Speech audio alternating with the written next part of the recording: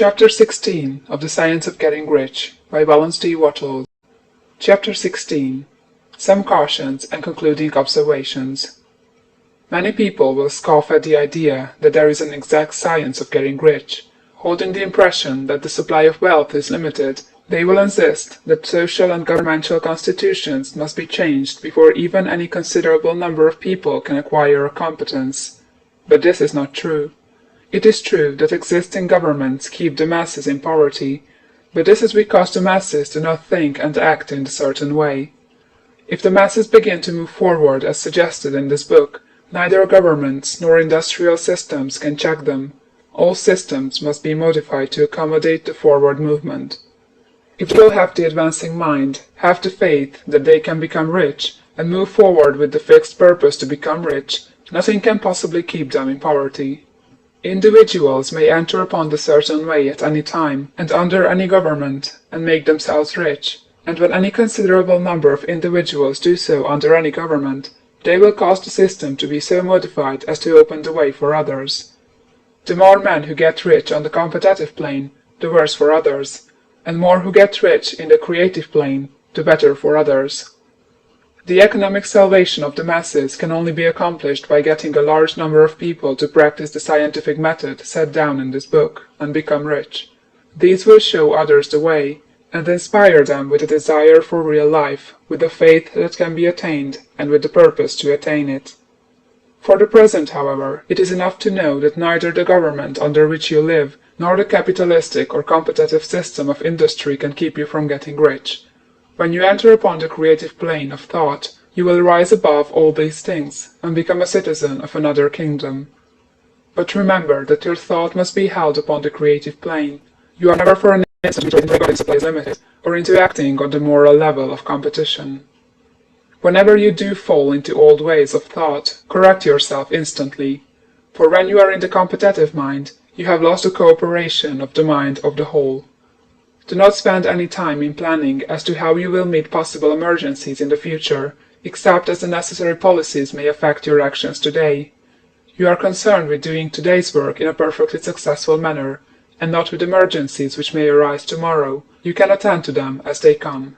Do not concern yourself with questions as to how you shall surmount obstacles which may loom upon your business horizon, unless you see plainly that your course must be altered today in order to avoid them.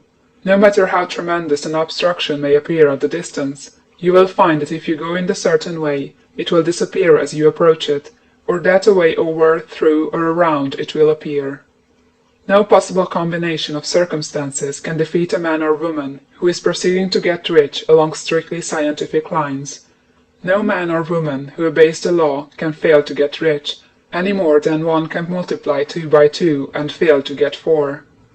Give no anxious thought to possible disasters, obstacles, panics, or unfavorable combinations of circumstances. It is time enough to meet such things as they present themselves before you in the immediate present, and you will find that every difficulty carries with it the wherewithal for its overcoming. Guard your speech. Never speak of yourself, your affairs, or of anything else in a discouraged or discouraging way.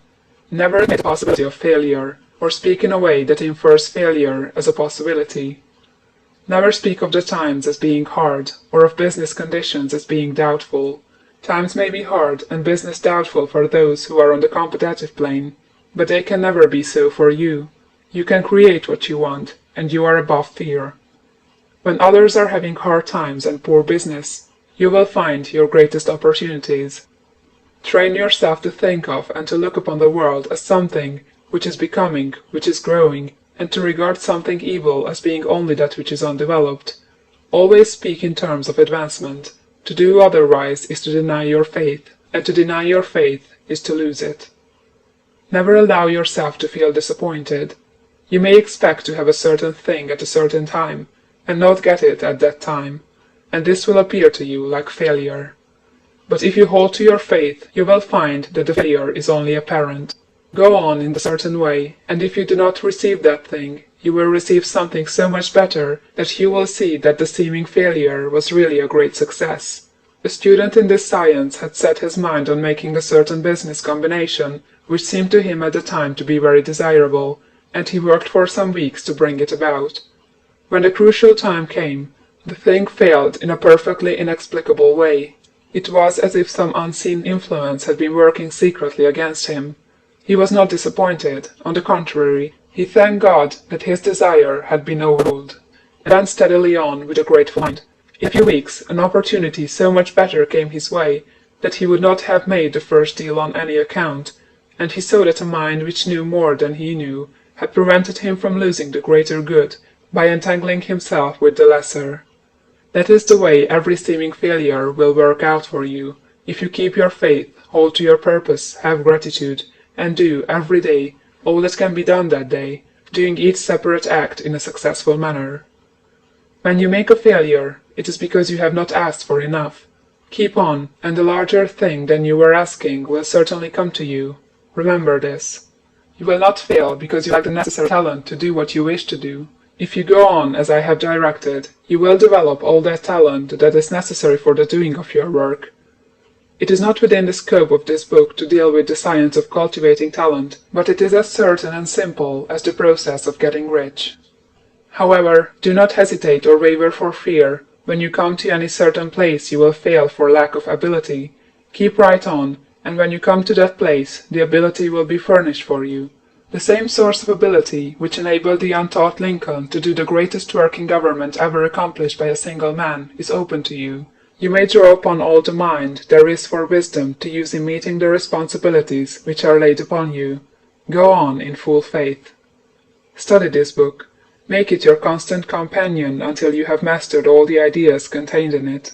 While you are getting firmly established in this faith, you will do well to give up most recreations and pleasure, and to stay away from places where ideas conflicting with these are advanced in lectures or sermons. Do not read pessimistic or conflicting literature, or get into arguments upon the matter. Do very little reading, outside of the writers mentioned in the preface. Spend most of your leisure time in contemplating your vision, and in cultivating gratitude, and in reading this book. It contains all you need to know of the science of getting rich, and you will find all the essentials summed up in the following chapter. End of chapter 16.